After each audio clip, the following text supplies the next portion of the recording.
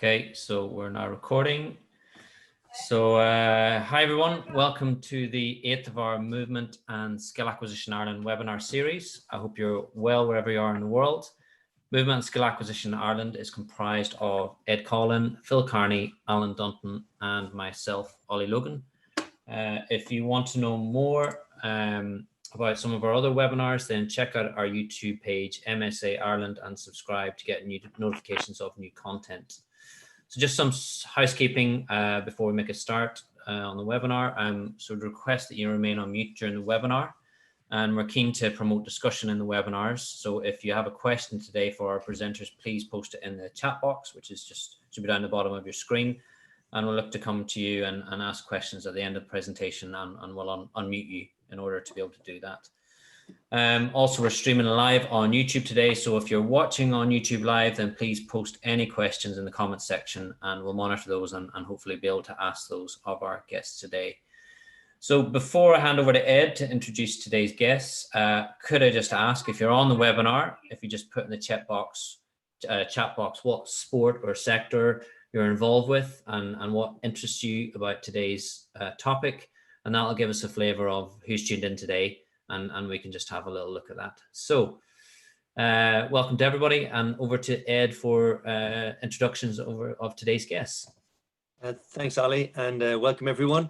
A bit like I've said previously, when we decided on our theme for the conference this year of the coach-athlete relationship, there was a few very obvious people that were on our hit list, and Phil immediately mentioned Sheelagh Quinn and Declan O'Leary because of their position with Sport Ireland Coaching. And as a national governing body, we're very fortunate in Ireland to have a national governing body run the way it is, with its interest in connecting across the sporting sector. I know from our experiences in CIT, they have been very supportive of some of the things that we've been talking to them about and interested in meeting us and so on and so forth. And I also know from other institutions that there's the same response from it, which is very fortunate from us as a country where sport is plays a huge part, that we have a national governing body for coaching that is so interested in connecting with the people, but also interested in providing them with exceptional resources, which, again, as I'm sure you'll know, with their partnership with iCoachKids, the resources, among others, are fantastic for people to check out on their website. So it's less of an intro today, because I'm sure a lot of people will know and they'll introduce themselves as well. But it's a real pleasure for us as a very young organization to have our national governing body for coaching as guests on our webinar. Unfortunately, not in Cork at the conference. So thank you both, Sheelagh and Declan, and I really look forward to today's webinar. Thank you very much, Ed. Hello, everybody, and welcome to the presentation, Coaching Children, a Paradigm Shift, which will be presented by Sheelagh and myself. The presentation will be in a number of parts. I'm doing the intro here. Sheelagh will then talk about coaching children and young people in sport in Ireland. I'll speak a bit about one of our programs on coaching children. Sheelagh will then give the background to iCoachKids. I'll come in with a little bit more of the detail, and Sheelagh will finish up then with looking at what's happening into the future. In relation to the introduction, our role as Sport Ireland Coaching is to be the lead agency for coaching in the country. And I think Ed gave a very good introduction there. So as we go through the presentation, the initial part might seem a bit bleak, but we're presenting it because we believe that presents the opportunity for a paradigm shift in coaching children. We're also going to leave you then with a number of questions. There are good examples of practice out there, and we would love to hear about them. We'd also like to get feedback on the programs that will be presented. And finally, if you're involved in another country, your experience may be different in relation to children and young people in sport, and we'd love to hear about those. So in relation to what we're doing about children and coaching young people, this is sort of a rally cry that we're going to have, and we're hoping to get people looking more at why the paradigm shift is needed. So I'm going to pass you over to Sheelagh now. Hi, good evening, everybody, and thank you, Ed, for the very kind introduction. And really, from Sport Ireland Coaching's perspective, we're delighted to be here and with you this evening. As Declan alluded to, I'm going to start with children and children's physical activity. We started our journey in relation to coaching children in 2011, and it was just after the CSPA study, the Children's Sport and Physical Activity Study. Every time we mention a study or a piece of research, you're going to have it available on your screen, but if not, it'll be available afterwards. So we started our journey in 2011, and now in 2018, we have the second CSPA study. The reality is, for children in Ireland, as it relates to physical activity, it's not a pretty picture. Only 17% of our primary school children and 11% of our post-primary school children actually get enough exercise for health. So that is the 1 hour recommended physical activity a day. That overall, then, a total of 13% of our children only get enough physical activity. This is a decline from the 2010 CSPA study, which we thought at the time was terrible. So let's hope this is the lowest level we ever reach in relation to children's physical activity in Ireland. Then fewer girls meet the guidelines than boys. The gap is similar in primary school and secondary school. Post-primary, children from a lower socioeconomic background are less likely to meet the physical activity guidelines. And then in the middle of all of this doom and gloom, as Declan has pointed out, it's reported that children who are physically active have a higher level of happiness. Now, regardless of all of the other benefits, that's enough for me to ensure, or to make attempts to ensure, that all children are active. Then the rest of the study, and again, you have all of the detail available to you. The rest of the study, there is some major opportunities here. They may not look like opportunities, but they are. If we look at the number of children, 80% of primary and 58% of post-primary, they are engaging in sport at least once a week. So we have opportunities, our coaches have opportunities to really engage with these children and to ensure that the offerings that are available to them are suitable to their needs. I think there's two more elements of doom and gloom in there, though. If you look at the number of post-primary students, 38% report never engaging in community sport, and that is higher for girls. So we do have a situation out there in relation to physical activity in children that we need to address. Now, I don't believe that sport can address this on its own. I think sport is part of the solution and not the entire solution. Just in relation then to sport, and specifically to dropout in sport, we've always had an issue in relation to dropout, but unfortunately we're now following North American trends, which means that children are dropping out earlier and they're staying in sport for less time. So if we look at this GAA study, this comes from Stirling University, and you can see that children are dropping out of sport as early as 12. This is not unique to the GAA. In fact, other sports have spoken to us anecdotally and told us that they have the same situation. While across the water then in the US, the Aspen Institute, their Play project, in 2008, 45% of children were involved in sport on a regular basis. That has dropped now to 38% of children. And in fact, children stay involved in sport only for averaging for 3 years before they quit. Also then, if we look to the international study, which is the Cooper et al. Study from 2015, they are contending that the drop in physical activity starts with children as early as 6. So the drop in physical activity starts with children as early as 6.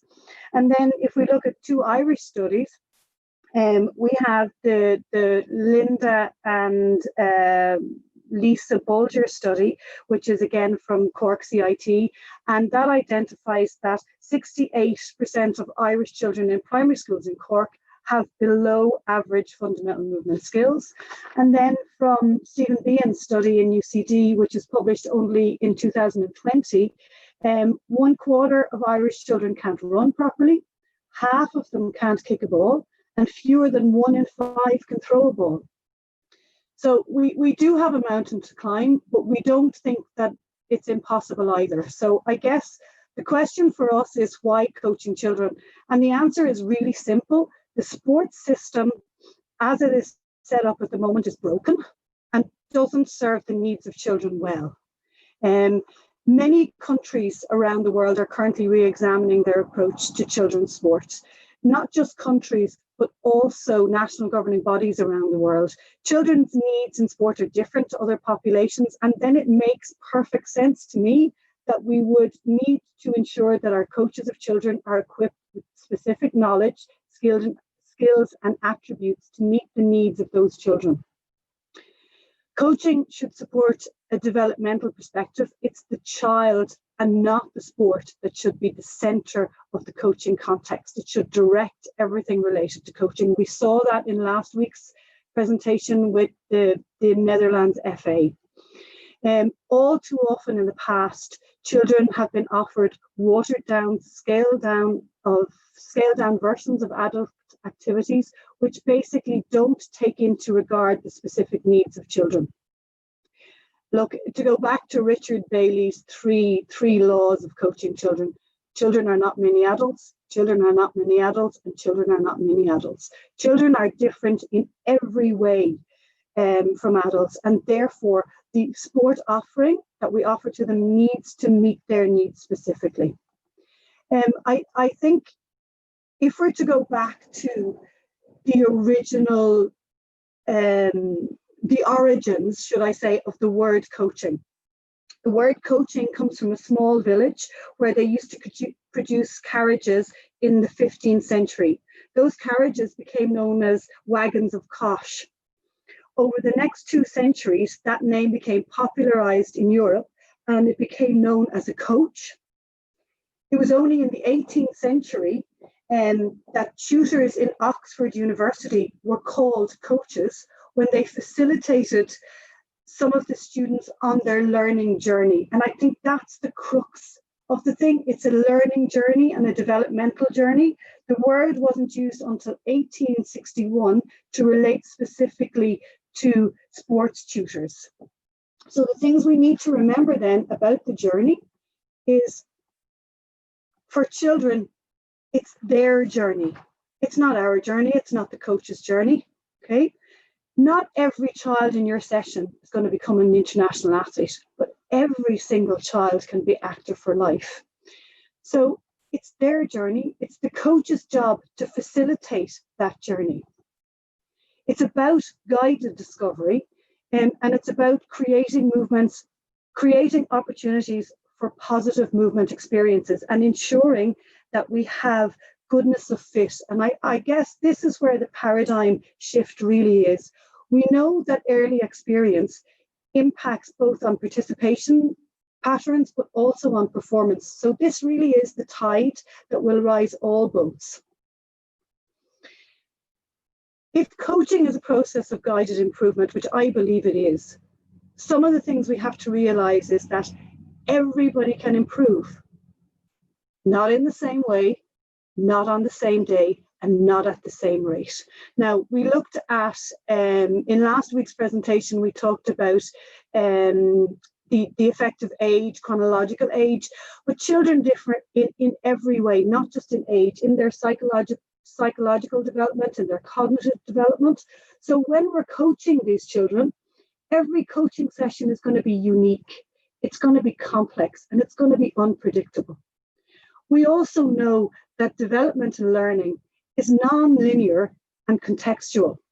So coaches need to create environments where children can feel safe and where their values are respected, or where their input is valued and respected. And I think also from your presentation in relation to keeping youngsters involved, Joey pointed out that things like autonomy and relatedness expectancies, value, coach-athlete relationship are absolutely crucial in relation to preventing children dropping out. We all know that good coaches, they coach skills, they coach sport, but great coaches change lives. They empower people and they facilitate people reaching their full potential, not just on the pitch or on the crease or in the pool, but in life. So I guess you've been listening to us for about 12 minutes now, I'm hoping. And I'm sure at this point you're wondering what's in it for you. Well, basically, we're going to take you to 2 programs. They're both very different, but they share a common philosophy. And the philosophy is child-centered. So what does that mean in reality? It means that we need to put the needs of the child, okay, first and foremost, and that needs to drive the content and context of our coaching. The needs of the child need to become before the sport, the national governing body, the school, or the coach. These programs are an attempt to operationalize child-centered coaching and to ensure that the coaches who are working with our children have the tools, skills, knowledge, and information they need to help them do a better job. And what I would say before Declan starts to describe one of the programs is they're not perfect. And we welcome your feedback, both in terms of the material and the approach that we have taken. So on that note, I'm going to hand you back to Declan. Thanks, Sheelagh. So that's the background of maybe starting from a place where there's a lot of work to do in encouraging children and young people to be involved and stay involved and get back involved in sport.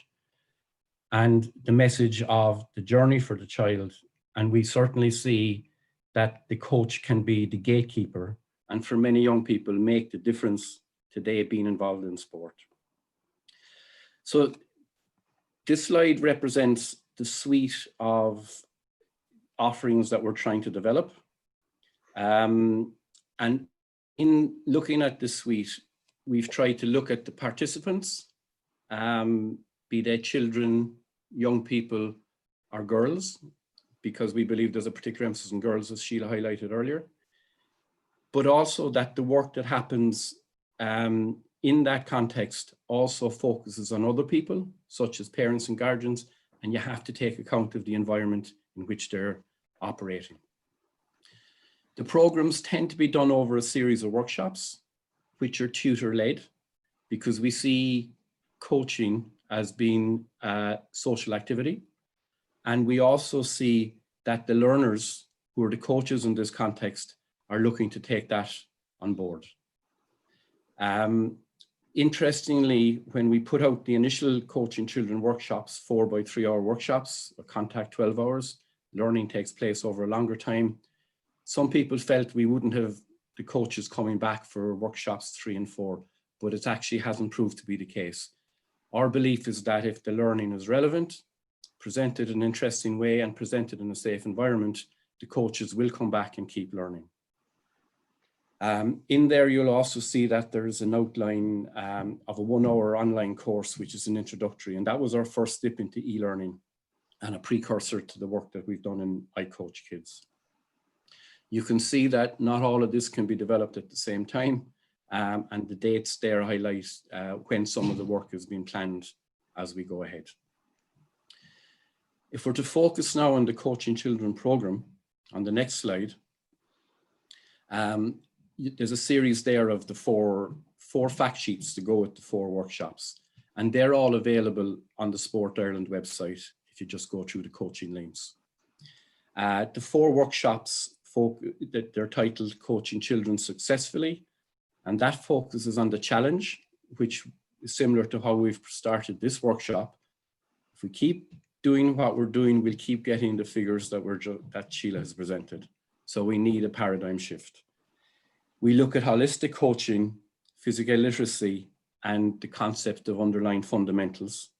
The second workshop challenges the coaches to both look at their own coaching philosophy and their coaching toolkit, and also introduces them to what we call the SPEC model, or of child development, which SPEC stands for social, physical, emotional, and cognitive development.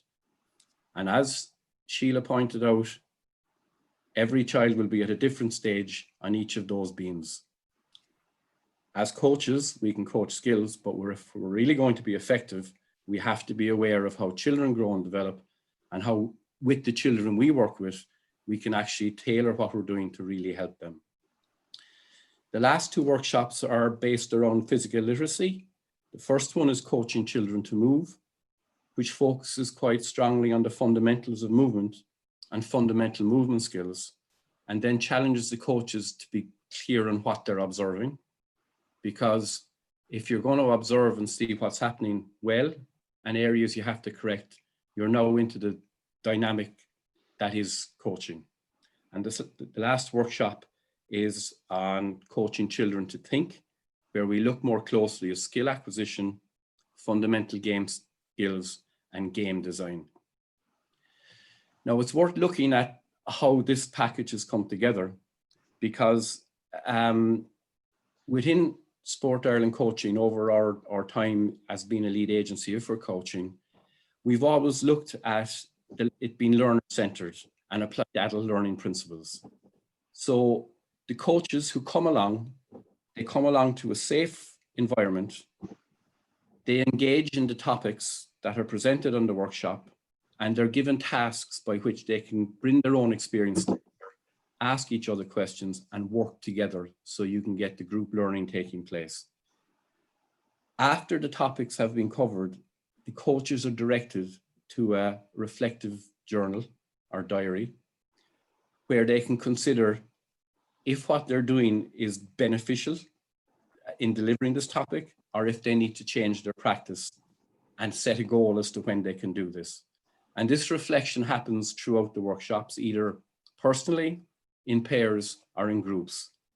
And what we're trying to do in that is get coaches to be cognizant of working with others, not to keep their folder to their chest, but for coaches to share. Nobody has all the answers. The fact sheets, which were on the previous slide, also include activities which challenge the coaches to transfer what they're doing from the workshops back into their coaching. We've come across some research which indicated that the loneliest place in coaching is the beginner coach as they start their first coaching session. It's a big jump from agreeing to do it at a committee meeting to actually that day when you're presented with the group of youngsters, a bag of equipment, and what do you do next?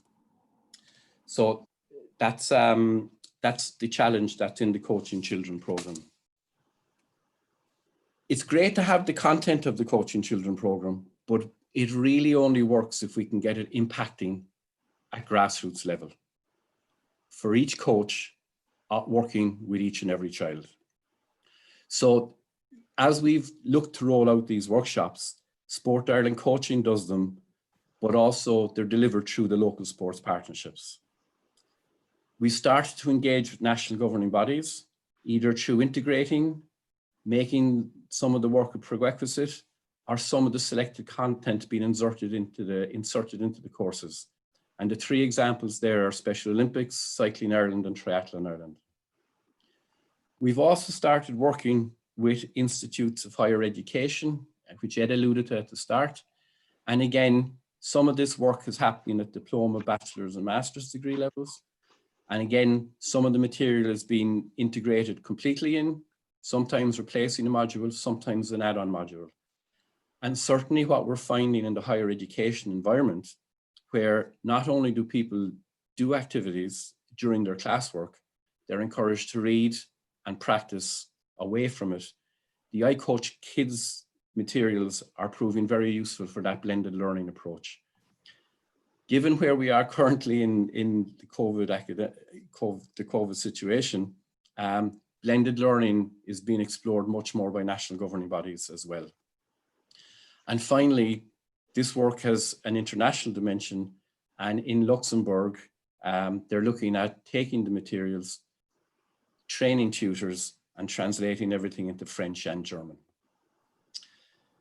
So that's how the materials are being used at the moment, and that's the Coaching Children program. I'm going to pass you back now to Sheelagh, who's giving you some of the background and the early part of the work in the iCoachKids project. Declan, thank you very much. iCoachKids, and I'm sure you're all aware of iCoachKids, for us has been a huge success. The main objective was to tackle the lack of existing opportunities for coaches of children to be suitably trained and recognised throughout Europe.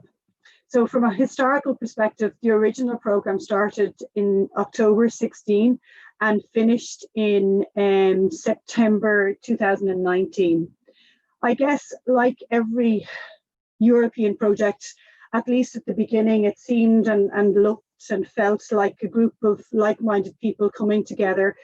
But very early on, this project was different. People were hugely committed to ensuring that the coaches of children had the proper education and support that they require. And very quickly, this became a global movement. So between 16 and 19, we impacted, and you'll see a map later on, we've made huge impacts right throughout the globe, and we're continuing to do so. The biggest issue now we have in relation to iCoachKids is how do we manage a global network and a global organization. But just to go back to the beginning, in the beginning of iCoachKids, I guess we started with the fact that there was millions of children and young people taking part in sport and physical activity every day throughout Europe, and yet their coaches weren't qualified or held low or generic qualifications that didn't specifically equip them to work with this group. The iCoachKids is an international collaboration, and it's a multi-agency project aimed at supporting the development of specialised children and youth coaches across Europe. We were really, really fortunate with our international partners. We had Leeds Beckett, and with Leeds Beckett, we got Sergio Lara Bercial, who is the director of the iCoachKids project. We sometimes refer to him as the dictator of the iCoachKids project, but that's a whole other story. Then we were really fortunate to have the International Coaching Council on board. Again, that gives us a global dimension. We had Sport Ireland, we had the Hungarian Coaching Association, we had the Olympic Council from the Netherlands, we had the Sports University of Madrid, the Sports University of Lithuania, and we had the Royal Belgian Soccer Association. And with that, we were very lucky to get Chris van der Hagen, whom I'm sure many of you will know as well. Just in relation to the MOOCs, and before Declan takes you through the MOOCs, I think it's worth pointing out that they're based on 3 very solid pieces of research. The first one was a study into the workforce, the coaching workforce across the 7 partner countries.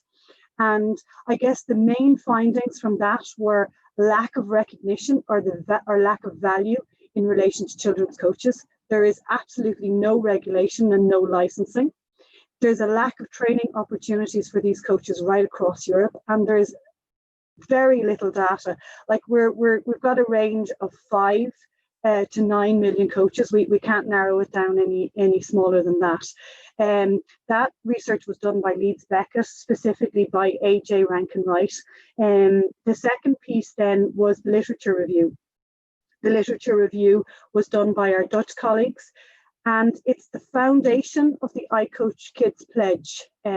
Also then we have the European coaching curriculum. All of this material is available on the iCoachKids website. So if you need more information or you want to delve a little bit deeper into where the MOOCs and the contents of the MOOCs came from, that's where you'll find it. Now, Declan is going to talk us through the MOOCs, or Declan is going to talk us through the iCoachKids pledge first. Thanks again, Sheelagh. We feel the pledge is important because, as we know, while this is on an evidence base, I think we're all cognizant that sometimes there's a disconnect between research and practice. Sheelagh mentions the number of coaches involved, and many of them are volunteers, so they won't have an academic background. And we feel it was very important to, I suppose, distill and describe succinctly the key messages that are coming from the iCoachKids project, but also in relation to coaching children. And really, these are the 10. And they can kind of be grouped as follows. 1, 2, and 3 is about the coach making sport child-centered, holistic, and inclusive. 4 to 6 is about the young person having fun and feeling safe, developing a love for physical activity, above even learning in sport, and developing foundational or fundamental movement skills. 7 is for others who are involved, the parents. 8 and 9 help to set up the right environment, recognizing progressive programs and different methods to enhance learning. And finally, what some people call the bogeyman, competition. Competition in itself is not necessarily bad. It's sometimes the way it's delivered and the type of behaviors that emerge on sidelines and things like that. So competition can be done in a developmental way. That's addressed in the project as well.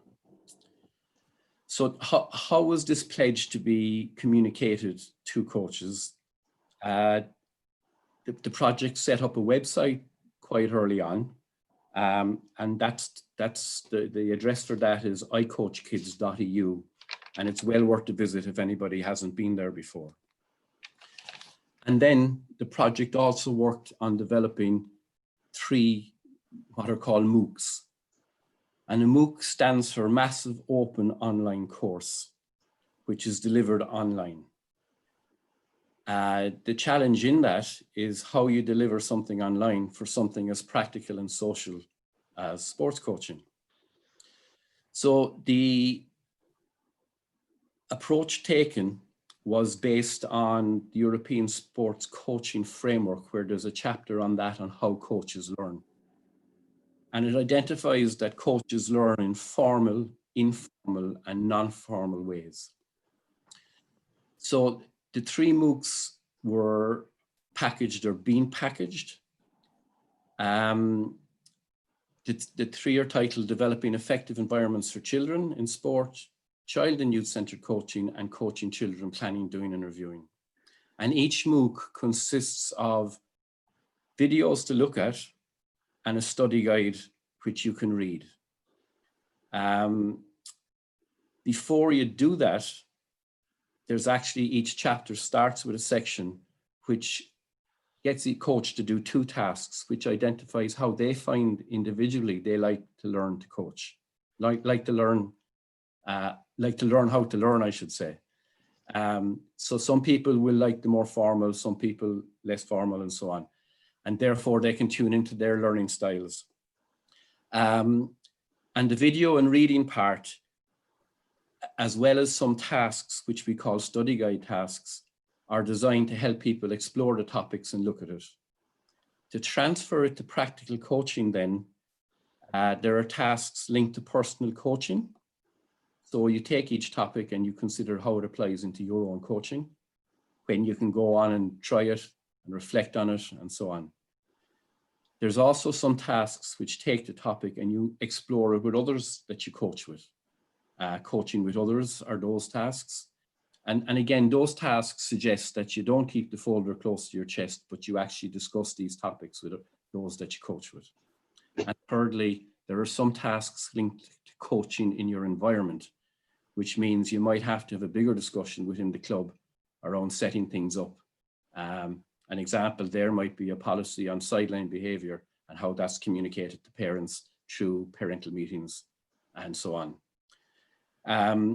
Each of those tasks allows you to develop practical coaching skills, reflect and learn on them, discuss it with others, such as a mentor or a community of practice. And these are all ways which the literature suggests that coaches learn, not just through the formal coach education.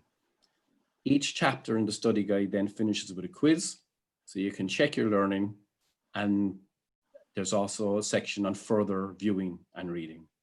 So it's a nice package that's based on it. We're not saying, as Sheelagh said at the start, that it's the be and all and end all of how people will learn how to coach. But in one place, it has an awful lot of good information and material for people to build on. The challenge always will be how we transfer it from these programs to the coalface in clubs and schools. How this material is being used, it's designed for individual use. So it's free. Any coach anywhere in the world can go on and work through it. Obviously, there can be barriers to do with broadband and language and stuff like that, but it is all being translated into 5 languages. Some organizations have liked the material and are integrating it into their existing organizations' offerings, and that includes World Rugby and Special Olympics. And some organizations are going further and they're looking at rebranding it. So instead of talking about children, it might talk about young players, and the examples are all within the sport itself. And that's UEFA and the International Skating Union. And Sheelagh mentioned a while ago that this has got bigger than just than just these organizations and the project, and it's turning more into a bit of a movement. And there has been interest shown around the world with that, and that's just an example of the different countries that have had discussions with the iCoachKids office in Leeds Beckett. As Sheelagh said, the challenge is how you take a project, an Erasmus Plus project, and turn it into a global movement, into how it will be run, overseen, and things like that. And we're starting to explore that at the moment. For the iCoachKids Plus. Thank you, Declan. And I think as we move forward into the iCoachKids movement, we also are delighted that Erasmus Plus and the European Sports Commission have agreed to continue supporting us as we go forward into iCoachKids Plus. iCoachKids Plus will examine youth sport and the specific training required for coaches who deal with the 13 to 18 year old age group. Sport Ireland Coaching are really excited about this because we already, as Declan identified, we already have some of these programs in development. We've got coaching young people currently in development with the University of Limerick. We've got coaching girls currently in development with DCU and the Women in Sport unit in Sport Ireland. And we've also got child-centred clubs and parents in youth sport. So we are, look, it's really exciting stuff, and we're delighted to be a part of it. Just in relation to the specific aims of iCoachKids Plus, it's to enhance participation in sport and decrease the dropout of children aged between 12 and 18. It's to maximise the health-enhancing properties of sports participation, and it's to take full advantage of the potential of sport as a tool for positive youth development. So I think on that we're probably a little bit over time, but I guess if we bring it back to the focus of this child needs a coach who specialises in her needs. Okay, it's not about her sport, it's about her. And to use a picture that we've used since we were called the NCTC, this is about each and every child, that we leave no child behind. And on that note, I would just like to say thank you to all of you for listening, but also to say thank you to our colleagues, because this isn't just about Declan and I. Michael McGeehan, our boss, has given us an awful lot of latitude on this, and thank you to him for having a little bit of faith in us when we started in 2011. Also to Anne McMahon, whom any of you who have been involved in this project at all have met Anne, and she really is the backbone behind it. And also Michael Joyce, who's joined us recently, and they all play a huge part in the development of these projects. So thank you all very much. Thank you. That's fantastic. Thank you very much, Sheelagh. Thank you very much, Declan. We're going to go straight to the questions because we've had a few come through already. And again, I'll just say to anybody who wants to ask a question, just drop it into the chat box and we'll pick it up as we go along. So you've mentioned partners as being really important as part of this, and drawing on that theme, our first question comes from Kieran Conlon. So Kieran, you should be good to go to ask your question. Evening, folks. Long time no see, Declan. Hi, Kieran. How are you? Having just recently retired from teaching last year as an athletics coach, I got involved with David Matthews, also an RDO for Athletics Ireland in the National Indoor Arena. And we put together a program called Run, Jump, Throw, not particularly original name, but it was all about going to primary schools with the aim to upskill teachers, particularly in the athletics strand of the primary curriculum. Between September and until we finished on the 12th of March, kind of suddenly at lunchtime, we were told, close, you have one more session to do, get out. We visited a lot of schools with South Dublin Sports Partnership and Fingal Sports Partnership. And my question, Declan, is you're talking about clubs, and it's the club coach that you're looking at. My experience as a teacher of almost 40 years and as an athletics coach is we need to get into the primary schools and get the kids active. And particularly we need to upskill teachers in pre-service when they're in their 4-year degree courses, but also afterwards in the CPD, because in the schools that I visited where teachers were interested in sport and had a love for sport and were actively encouraging kids, we had kids who got out and were physically active. And I saw that in many schools. I also saw the other end of it, where kids are living in apartment areas and had nowhere to participate. And because of that, I was going into a very, very large urban school in Dublin where nobody did anything. So what can we do to get into the education system to do something about that? That's a big question, Kieran. And I'm not going to try and answer it. And I'm going to answer this in the same way we did when we hosted the conference, iCoachKids conference last year. What we were trying to do was look at the whole area of sport, which hadn't defined coaching in this context before. And yes, the children are in school and need to be addressed through the education system in terms of physical education. There's a whole operation around that. What we've been trying to do is look at the sport side of things and make sure sport becomes more child-centered and how it operates. Certainly it's the same child, but if you have, let's say, a child doing physical education or after doing sport, after school sport, and then goes to their club and it isn't done in a particularly good way, you're going to have people leaving school and not doing sport.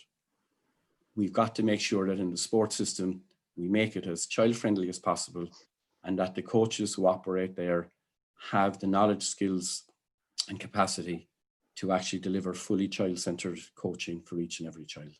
So sorry for not answering your question directly. No, I understand it's a huge question, but I want to just come back to you that as an active club coach in my own club and an athletic club, I see kids who don't have fundamental movement skills coming.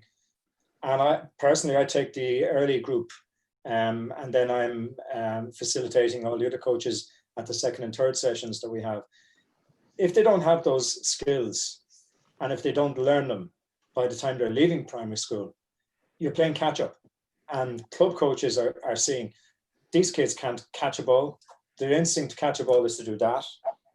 They can't run, they can't jump, they can't throw, they can't catch. All the fundamental movement skills that are basic to every sport. So I think you got to go and reverse it and put the cart before the horse and get in at the early stage in the curriculum, and then that will transfer out into the club scene, into our sports. I'd actually say it's two-way, Kieran, yeah. And I think yes, what we've been trying to do is get the house in order in relation to the messages that we have in sport, while recognizing there's an awful lot of steps to take to get that down to club level for each and every coach. Given the turnover of volunteer coaches, given that club programs are based around competition and so on. But we had to start with the messages. And I do think that getting PE, addressing that is important. But what we're trying to do in the Coaching Children program is to say, we've used a concept there called the multi-skill jigsaw, which identifies fundamentals of movement, fundamental movement skills, and fundamental game skills, which underpin the sport specific. So instead of in the sport system, coaches going directly into the sport specific, that they actually take a step back and work on the things that you've identified that you see as missing, and which the studies that Sheelagh mentioned earlier, the research evidence says that youngsters are missing. So we think that by packaging the message in a way that makes it more accessible to coaches through their education and training, it's one of the steps to looking at programs that youngsters are getting in sport, and asking those sports to be more child-centered. Some governing bodies have moved that way. The athletics leader course in athletics is an example from your own sport, and small-sided games has become more common as well. Unfortunately, some of those small-sided games can be as competitive as an All-Ireland final or whatever. Have to address those as well. And what we're trying to do in the suite of programs is to build that message and build the building blocks, so that that messages can make their way down to grassroots level. Okay. Thanks, Declan. Thanks, Kieran. Great to see you. That's wonderful. Thank you very much, Kieran, for a great question to kick us off. And our next question comes from Aaron O'Connell. So I've just unmuted you there, Aaron, so you should be good. Yeah, thanks, Phil. Thanks, Sheelagh and Declan, for a very stimulating presentation. I'm just going to move away from the fundamental movements and talk about life skills. So within the Coaching Children, the Coaching Young People and the iCoachKids Plus programs, what emphasis is placed on teaching coaches to teach life skills?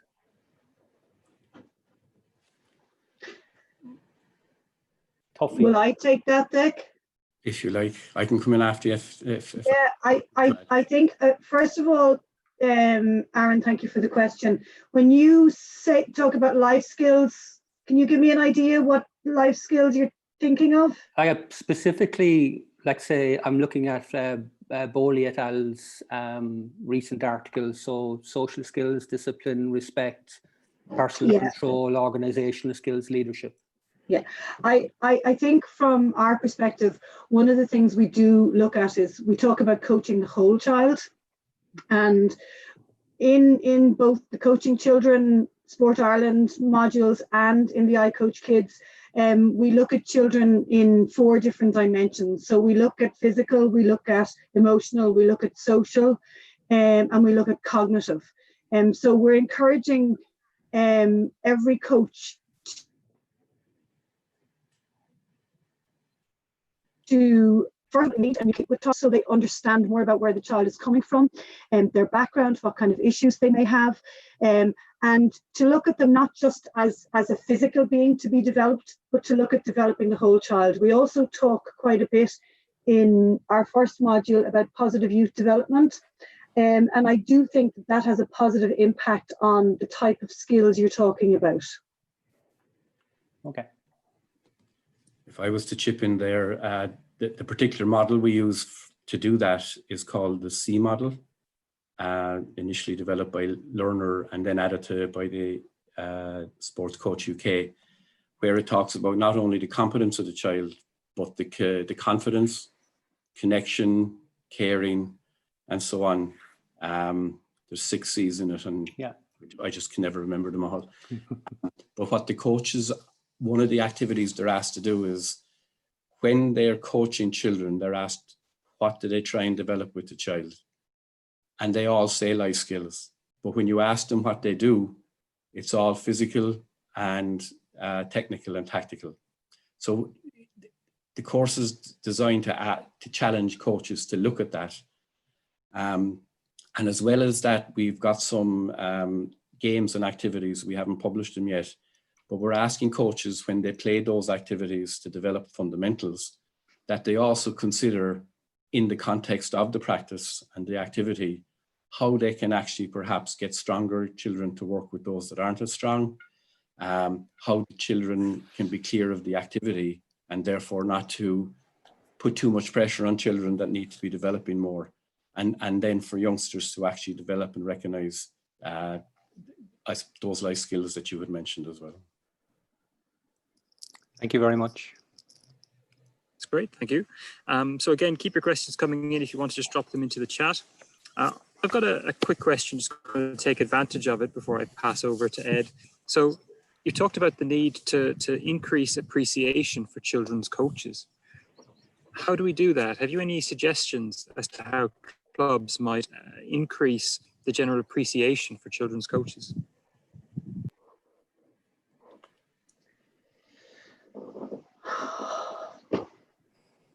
Yeah, I have to say, from my perspective, this is one of the reasons we want to have a project on child-friendly clubs, and to actually look at that. This parity of esteem that we feel is required among coaching is that you don't get your high performers unless you have your development athletes. You don't have your development athletes unless you've got children. And as Kieran pointed out, if we can get every child developing, we can have our performers. But equally, and we should recognize that anybody who is physically active across their life course is a success story. Appreciation for children's courses, I think it has to come in a wider discussion on the place of coaching in Irish sport and Irish society. Of course, we have seen the emergence of Coaches of the Year awards and recognition through that. But I think that I think if we get creative and ask people the question that you asked, Phil, and even among the group that's attending the workshop today and from other countries, we could come up with very useful ideas where acknowledging and recognizing the coach for the job they do is actually something that's a good life skill for any youngster to have, and any parent whose youngster is worked with by a coach to have. Phil, the other thing we have attempted to do in the past is to engage social media and the media. And UK Sport did a really interesting coaching awards where they did what they called a coaching chain. So they looked at a high performer and they went all the way back through their coaching history and honoured the people who had assisted in the development of that athlete. We have, with the communications department, been looking at doing something so we can highlight the important role that the beginner coach has in making that international athlete. So we have tried to engage with social media. We have tried to engage with the press on occasion, but sometimes they're interested only in the outcome and not the process. So we need to reframe the whole, I guess, coaching landscape into the process rather than just the outcome of the athlete. So we have done some work, clearly not enough, but we are still making efforts and inroads. And I would add to that while we play a lead role agency, it's our view that everybody's responsible for that. Yeah, completely go with that. I think we can talk on that for quite a while about lots of ideas. I'm going to pass you over to Ed now, who I think has been waiting patiently to come in. Thanks, Phil, and Declan and Sheelagh, thank you so much. I'm a long time fan of the stuff that you guys do and the resources, especially since you've partnered with Sergio and the crew with iCoachKids, and yet I still get new things from it when I see it being presented. And with that in mind, I suppose I was thinking of, as I'm sure everybody on this call is aware, the majority of coaches in the country are mums and dads who are hooked in from the sideline or from the side of the track or the court or the pool or whatever, to start on their journey. And I suppose it's easy for me to see the benefits of the resources. It's even easy for me and even students of ours to see how the application of these resources, let's say, can help with their coaching and get them more comfortable in that space. But what would you say to parents who are a little nervous, who are a little, filled with trepidation about stepping in because all of a sudden they feel, well, I don't know, and they work in the assumption and everyone else must know more than them, let's say. What would you say to parents? And we surely will have people on here on this call, and even people who listen to this afterwards on YouTube, who are hearing about maybe iCoachKids for the first time, and how maybe it should, I suppose, excite them to get to check you guys out. What are the things that you would use or say to people as the big blocks that would attract people towards the resources that you guys have? The first thing I would say to anybody is welcome. We're just so happy that you want to get involved in coaching. And I would also add to that is that we have so much to offer to help you in what you want to do. And I think if people feel they can approach this in a stepped way, they can build it at their own pace, because that's the learner-centered approach. But also we offer them the challenge that if they want to be not only good, but great and effective, that it's a wonderful journey and very rewarding in ways, I suppose, that could be classed as similar to being a parent. When you see youngsters grow and develop, you see the youngsters who have challenges in some of their behaviors through the interventions you make and those teachable moments people talk about, where you as a coach can help them as they grow and develop and as they go. So I think that the new coach, it can be a lonely place, but also an opportunity which I think we have to build on, and we build on it in many ways. I do think that the child-friendly clubs that we'll be working on, I think we have to challenge. I mean, look, where you're deployed is where you need your support. And those of us in higher education institutions or in agencies like Sport Ireland Coaching or even in local sport partnerships, we're steps back from all that. But we are trying to generate that interest at the coalface. And I do think that if we were to really look at the skill set around supporting coaches in their club environment, I think there's a gap there, and one that if we addressed, it could help that baby step approach to be taken to begin with. Ed, if I can come in as well, I think we need to realise that coaching isn't rocket science. I think we also need to realise that the most important skill of a coach is communication. And I think the view that you have to be a high performer to be a coach, we really need to tackle that as well. And I think someone who communicates well with children, who has got empathy and understanding, and who has an interest in the development of that child is the ideal children's coach. I think we can learn the sport skills. And I think they're not secondary, because children tell us that they want to learn new skills. But I think we need to kind of demystify what coaching is, because it's primarily about guided discovery. It's primarily about communication. Yeah, I really like that, because I think again, for the parent or the new coach who's listening in, I think one thing that they'll find, and it's to go on the point that you mentioned about, not in the same way, not in the same day, not in the same rate, that idea that in the way that we see kids developing at their own rate and so on and so forth, I think the resources that are available also show that the coaches can develop at their own rate. And I think that's something that will bring, again, like you were saying, everyone's welcome, of course, to sports and to activities, but it's to make them realize that there is a way for them to go at their pace as well, that there is that ability to even stage their, go out stage by stage, but not in such an ordered, structured way that if I do this now, I won't be able to do, there's so many other facets to coaching that there is room for everybody.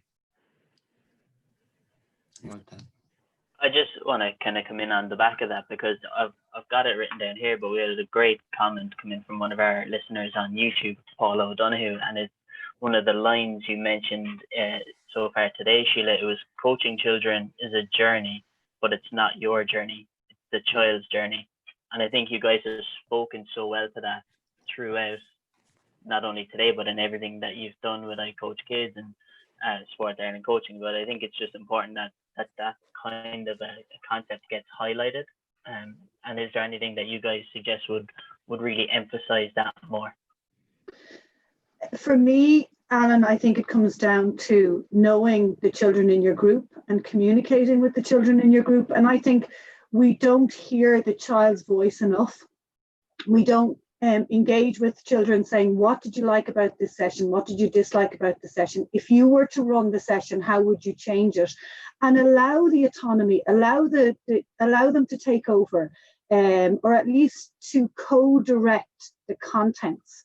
And I think that would ensure that more of them will stay. I'd add to that in terms of sport. We tend to get competitive quite early, and I think if people could recognize that the competition is in a developmental way, that each youngster can have their goals and their own targets. It could be achieving the one skill they haven't done yet, and doing it in a performance environment. And that's as much worth celebrating as an outcome goal.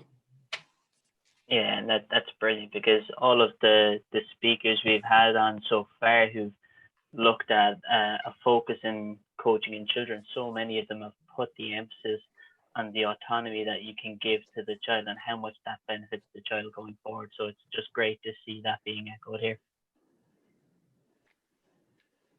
Yeah, that's great. I'm going to come in on the back of that because, you know, Sheelagh, you started off by talking about some of the kind of the challenges that exist in Irish sport and hoping that we're at the bottom of where we've been. And there again, you were talking at the end in your answer, Declan, about some of the challenges that we face. I want to ask, what are the biggest opportunities that you see that we can exploit to bring about this change? I think the love that Irish people have for sport is a huge opportunity. I think the culture and, you know, all sports, if you look at what the GAA have done in relation to their connection with community, sport is important in Ireland. And I think we need to emphasize that it's not just watching sport, it's not just supporting sport, it's being engaged and involved in sport. I think the fact that 80% of Irish children are still connected in some way to community sport is a major opportunity. And I think we need to take that opportunity and we need to build on it, coach by coach, child by child. And I would just add to what Sheelagh said, is that I don't think we should build on that. You have to build anything brick by brick. But I would love us to go with a far bigger push around children and sport, and ultimately coaching children. And really, if I use the word tsunami, I don't know, to actually in Irish sport to challenge that. I think some of the developments in sport in policy in recent times reflects that. The momentum behind Healthy Ireland, the National Physical Activity Plan, and more recently the National Sports Strategy. The going from strength to strength of the local sports partnerships and the national governing bodies. It's all around a debate in sport which is moving just from performance and outcome orientation to an actual discussion of the social role of sport in society. And even some of the data that's coming out about the number of people who are active through this pandemic is fantastic to see. I'm around a bit longer than some of you. In the mid-1980s, when we had a recession, people weren't getting physically active. They were going to the pub. Thankfully, the pubs are closed, but I think we've seen a change in activity anyway, and a focus on people recognizing what a balanced life is. And I think that's what we're seeing in sport. So in relation to children and young people in sport, the message, I think, is getting clear and is strong. I just think we have to get it out there as strongly as we can. I think, if I may, it also speaks to the comment that and the question that Kieran Conlon brought up earlier on, which is a very valid point about, as you were saying, you were saying yourself, Declan, it's both sides. We're trying to tackle this from both sides. But I think it's worth people realizing that the institutes that are currently educating primary school teachers and educating in secondary school teachers and educating coaches to come out of these institutions, the amount of conversations that are being had, and there's been movement in recent years, and so it's going to take time for this to be seen on the ground. But the change in the number of modules that are going to be delivered in future years around fundamental movement skills, around functional movement, around games related, around physical activity, that 5-10 years ago there wasn't even a single module on these courses. Now there may be a module. Now there may be in a couple of years' time there may be 2 modules plus an elective, and it is these, again, because I agree. Back in my day, it was a lottery if you got a good teacher, a teacher who liked sport when you were in primary school, and if you did, it was the best. If you were into sport, and of course there's kids who are into lots of other things as well. But nowadays it's becoming less of a lottery. You can still, in some areas it can be more of a lottery still, but it's becoming less so, because I think because of things like the things that you guys are doing, the conversation is now getting into the place where these people are being trained, and these people are themselves going into their third level education and realizing a primary school teacher, a secondary school teacher, be that for PE, it's a lot more than just throwing a ball into the 30 kids. There's so much more that you can actually do to impact on their experience around being active in your role in primary school, whether it's just a little part of the week that you do, or as a PE teacher in secondary school where it's a significant part of your job. So I think things are coming. And again, a bit like that point that Kieran Conlon made, which is a very valid point. It is moving. It's probably not moving as fast as we would all like, but it is coming. There is definitely changes afoot. Right. We're just conscious of time. So Sheelagh and Declan, thank you so much for taking the time this afternoon to speak to us on such an important topic. And for those of you on the webinar and on watching on YouTube, if you haven't checked out those resources, please do. There's some fantastic resources available on the links that have been shared, and we'll try and circulate those again after this webinar to make them as accessible as possible. So just to wrap up again, thanks to Sheelagh and Declan again.